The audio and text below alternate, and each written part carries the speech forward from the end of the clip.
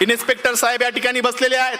साहेब, AC मध्ये बसणारी पोरं दंगलीमध्ये आज जात नाहीत, जातात तुमची आमची लेकरं, तुमची आमची भाऊ. म्हणून ही कविता, तिचं नाव चल दंगल समजून घेऊ.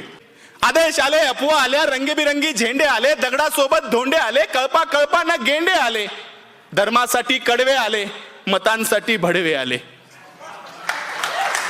दंगल पेटली, घरं पेटले, दंगल पेटली, घरं पेटले, हलक्या मेंदूचे पेटून उठले, गाड्या तुटल्या, काचा फुटल्या, यात माणसांचं मरण झालं, ब्रेकिंग न्यूजला कारण झालं, पत्रकार घटनेच्या खोलात गेले, घटनास्थळीचे जेलात गेले. त्यांना जामीन द्यायला आलं कोण? झेंड्यावाले का धर्मावाले? आले माय बाप आणि भाऊ. चल दंगल समजून घेऊ, खरं खोटं तपासून पाहू. की हे जे काल झालं, हे जे काल झालं त्यात फक्त गरिबाचं हाल झालं.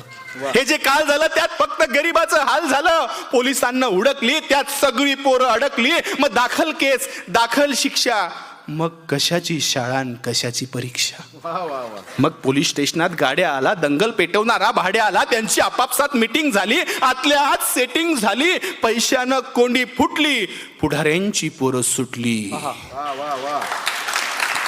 असं सगळं घडतं दंगलीच्या भोवताल, असं सगळं घडतं दंगलीच्या भोवताल.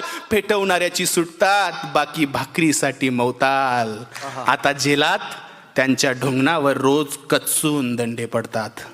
दादा हो, एकदा जाताना साहेबाला विचारा, कोलम कसा असतो, 3rd डिग्री कसा असतो. आता त्यांच्या ढुंगणावर जेलात रोज कचून दंडे पडतात. पेटवणाऱ्याची सुटली, बाकी सालोसाल सडतात. असं सगळं दंगलीमध्ये होत असतं भाऊ. चल दंगल समजून घेऊ, खरं खोटं तपासून पाहू. Download ShareChat.